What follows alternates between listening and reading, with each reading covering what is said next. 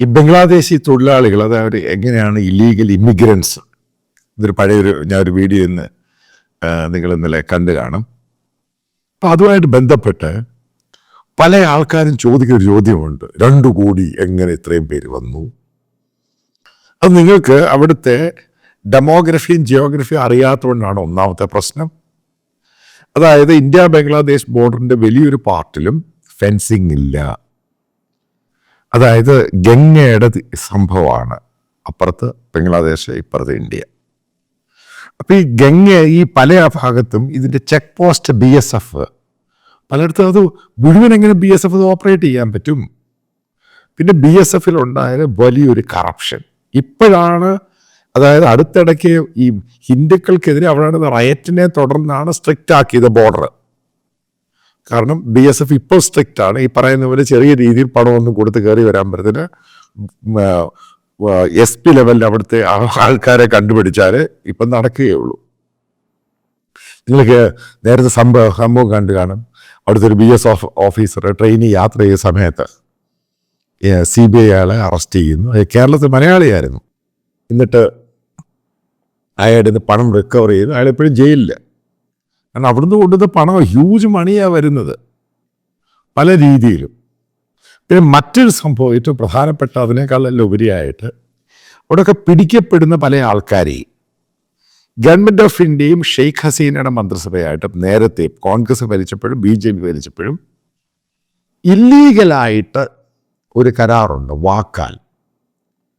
അതൊരു കരാറുണ്ട് ബേസിക്കലി. അത് മനസ്സിലാക്കണമെങ്കിൽ ഇതിനു വേണ്ടിയാണ് ഈ കരാറുണ്ടാക്കിയത്. നിങ്ങൾക്കറിയാം, ബംഗ്ലാദേശ് എന്ന് പറഞ്ഞ പട്ടിണി രാജ്യമാണ്. അവിടെ എപ്പോഴും പ്രളയവും അതും ഇതുമൊക്കെ വരും. തൊഴിലില്ലായ്മ രൂക്ഷമാണ്. കാരണം ഇഷ്ടംപോലെ പിള്ളേരെ ഉണ്ടാക്കും. പിന്നെ ഇവിടെ ക്രൈമിൻ്റെ റേറ്റ് അവിടെ അങ്ങ് കൂടി. അതേപോലെ തന്നെ ഈ സക്കീർ നായക് അങ്ങനെയുള്ള സാധനങ്ങളൊക്കെ പറഞ്ഞ് സുഡാപ്പികളുടെ എണ്ണവും വർദ്ധിച്ചു. ഇതിനെ കൺട്രോൾ ചെയ്യാൻ വേണ്ടി ഗവൺമെൻറ് ഓഫ് ഇന്ത്യയോട് അവർ കാലയെ പിടിച്ച് പറഞ്ഞിട്ട് ഇവർക്ക് തൊഴിൽ കൊടുക്കണം.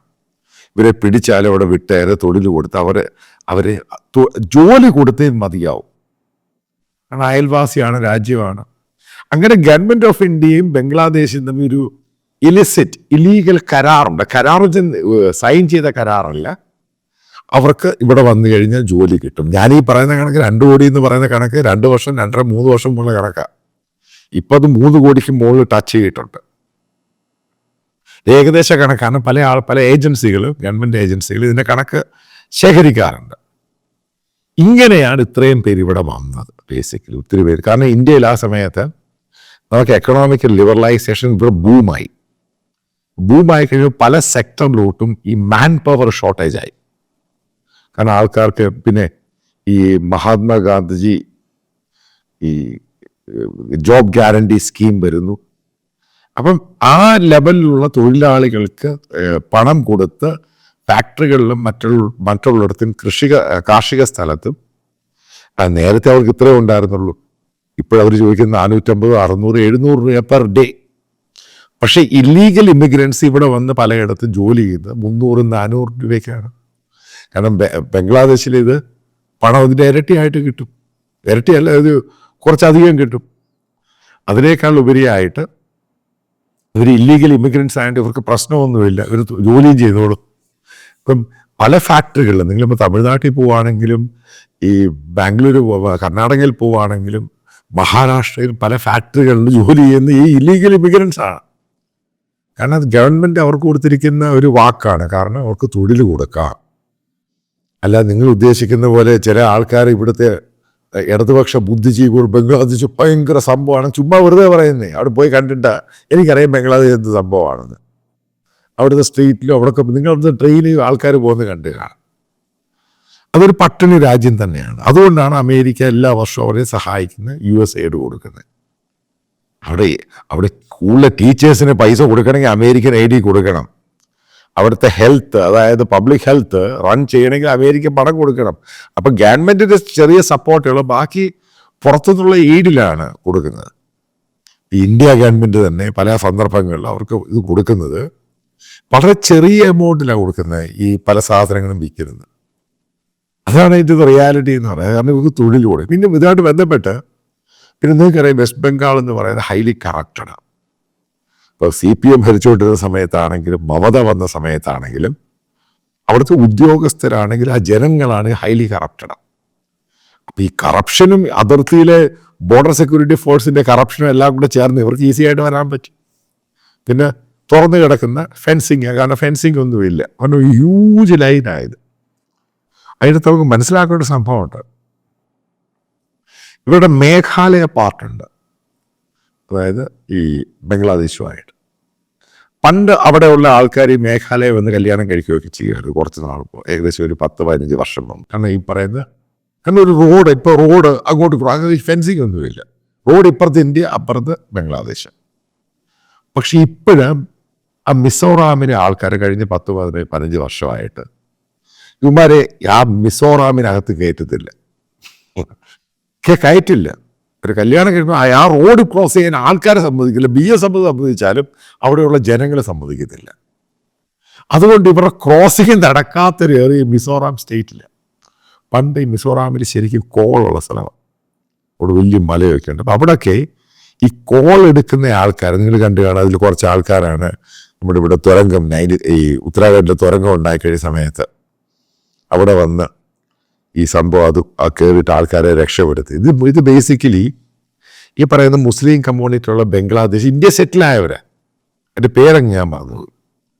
അപ്പോൾ പണ്ട് ഈ കോൾ എടുക്കുന്നത് ഹ്യൂജ് മലയിൽ നിന്ന് ഇവരാണ്, അതായത് മിഷനറി സഹായമില്ലാതെ ഇവർ കോൾ എടുക്കും, അതായത് കൽക്കരി എടുക്കും. ഇപ്പോൾ ഗവൺമെൻറ് ഓഫ് ഇന്ത്യ അതൊക്കെ ക്ലോസ് ചെയ്ത്. അപ്പോൾ ആ സമയത്ത് ഒത്തിരി പേര് ബംഗ്ലാദേശിൽ ഒന്ന് സെറ്റിലായവരുണ്ട് മിസോറാമിൻ്റെ ആ മല നിരകളുടെ ഭാഗത്ത്. അപ്പോൾ ഇപ്പോഴും അത് കംപ്ലീറ്റ് ആയിട്ടത് കോൾ ബ്ലോക്ക് മുഴുവനും ക്രോസ് ചെയ്തു. പക്ഷേ ഇതിനകത്ത് സമ്മതിച്ചു കൊടുക്കുന്നത് മിസോറാംകാരാണ്. അവർ ഒരു കാരണവശാലും ഇവരെ കയറ്റത്തില്ല. ചർച്ച് കയറി ഇടപെടും അവിടെ ഇവരെ കയറ്റി കഴിഞ്ഞാൽ. ചർച്ച് സ്ട്രിക്റ്റായിട്ട് കൊടുത്തിട്ടുണ്ട് ഇവരകത്ത് കയറ്റുന്നത്.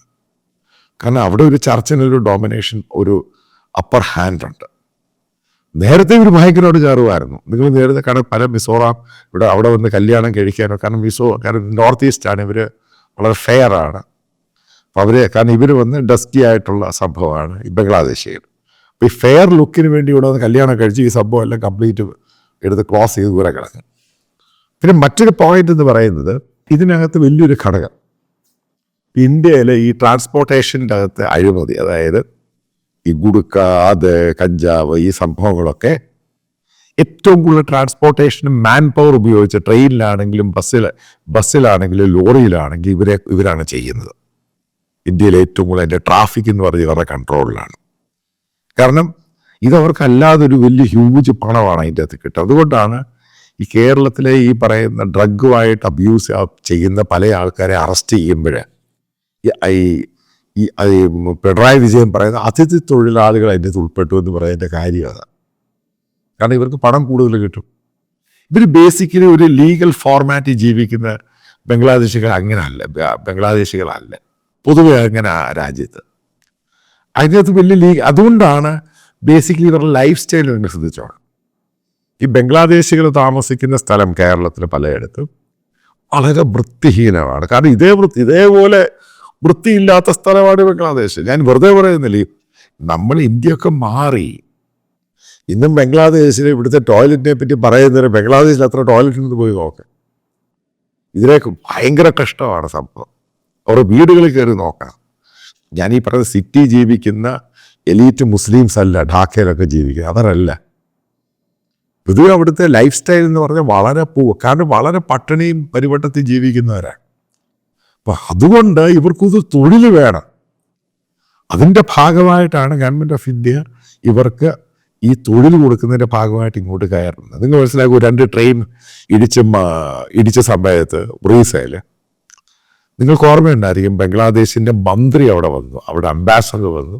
കാരണം അവർക്കറിയാം അതിനകത്ത് മരിച്ചതിൽ ഏകദേശം 25% ബംഗ്ലാദേശികളായിരുന്നു, ഇല്ലീഗൽ ഇമിഗ്രൻസ് ആയിരുന്നു. പിന്നെ അതിനെപ്പറ്റി ഫർദറായിട്ട് ഗവൺമെൻറ് ഓഫ് ഇന്ത്യ ഒന്നും മിണ്ടിയില്ല. കാരണം ഡെഡ് ബോഡിക്കാർ പലതും അവർ തന്നെ തിരിച്ചറിഞ്ഞില്ല എന്ന് പറഞ്ഞ് അവിടെ തന്നെ കണക്കി ക്രിമിനേറ്റ് ചെയ്തു. ഇത് റീസൺ അതാ. അപ്പം ഞാനീ പറഞ്ഞു വരുന്നൊരു സംഭവമുണ്ട്. ഗവൺമെൻറ് ഓഫ് ഇന്ത്യ ഇതിനകത്ത് ശക്തമായ നടപടി എടുത്താൽ മാത്രമേ ഇത് മുന്നോട്ട് പോകാൻ സാധിക്കുകയുള്ളൂ.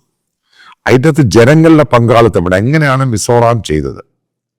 അവിടെ ജനങ്ങൾ ബോർഡറിലുള്ള ഒരൊറ്റ ഒരാൾ പോലും ഇവരെ എവിടെ എൻട്രി ചെയ്താൽ അപ്പോഴേ വിളിച്ച് പറയും.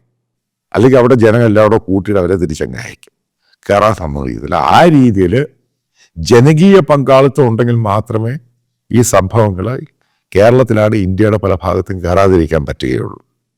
പിന്നെ അതിൻ്റെ അകത്ത് സബ്സ്റ്റിറ്റ്യൂട്ടായിട്ട് ഇവിടെ ലേബർ വേണമെന്നുണ്ടെങ്കിൽ നോർത്ത് ഈസ്റ്റ് ഒരു ഓപ്ഷനാണ്, നേപ്പാൾ ഒരു ഓപ്ഷൻ. നേപ്പാളീസിന് ഇവിടെ വന്ന് ജോലി ചെയ്യുക, അതുപോലെ ഭൂട്ടാൻകാർക്ക് ഇന്ത്യയിൽ ജോലി ചെയ്യുക, കാരണം അതൊരു ഓപ്ഷനാണ് ഈ പറയുന്ന ഇന്ത്യക്ക്. എൻ്റെ അഭിപ്രായത്തിൽ ബംഗ്ലാദേശികൾ ഒഴിവാക്കേണ്ട സാഹചര്യം കൂടിപ്പോയി. കാരണം ഇന്ത്യയുടെ ലോ ആൻഡ് ഓർഡറും ഇന്ത്യയുടെ നമ്മൾ താമസിക്കുന്ന പ്ലൂറൽ സൊസൈറ്റിക്കകത്ത് ക്രൈം കൂടാൻ വേണ്ടി ബംഗ്ലാദേശികൾ അവരതിനെ ഇൻസ്പയർ ചെയ്യാൻ, അവരെ ഉപയോഗിക്കുവാൻ ഈ പറയുന്ന സൂഡാപ്പുകളും തയ്യാറാകും. അതുകൊണ്ട് ഇത് വളരെ സീരിയസ് ഇഷ്യൂ ആണ്. ഇത് കൺട്രോൾ ചെയ്യേണ്ടത് ഇവിടെ ഭരിക്കുന്ന ഗവൺമെൻറ്, പൊളിറ്റിക്കൽ പാർട്ടി. കാരണം നിങ്ങൾ മനസ്സിലാക്കുക, റൂട്ട് മനസ്സിലാക്കി എങ്ങനെയാണ് PV അൻവർ വന്നത്. അപ്പം അതേപോലെയുള്ള പൊളിറ്റിക്കൽ റൂട്ടും പല ആൾക്കാരെ സപ്പോർട്ട് ചെയ്യാനുണ്ട്. ഞാൻ പറഞ്ഞൊരു നരേറ്റീവ്, അതായത് ഇവിടെ പ്രശ്നമുണ്ടാക്കാൻ ഉദിക്കുന്ന അതിനെ സ്പോൺസർ ചെയ്യുന്ന ആൾക്കാരുണ്ട്. അപ്പം അതാണ് ബേസിക്കായിട്ട് നമ്മൾ മനസ്സിലാക്കേണ്ടത്. ആ ഒരു കോൺസ്പിറസി തിയറി എടുത്ത് മാറ്റാൻ ശ്രമിച്ചാൽ മാത്രമേ നമുക്ക് ഇതിൻ്റെ സക്സീഡ് ആകാൻ സാധിക്കുകയുള്ളൂ.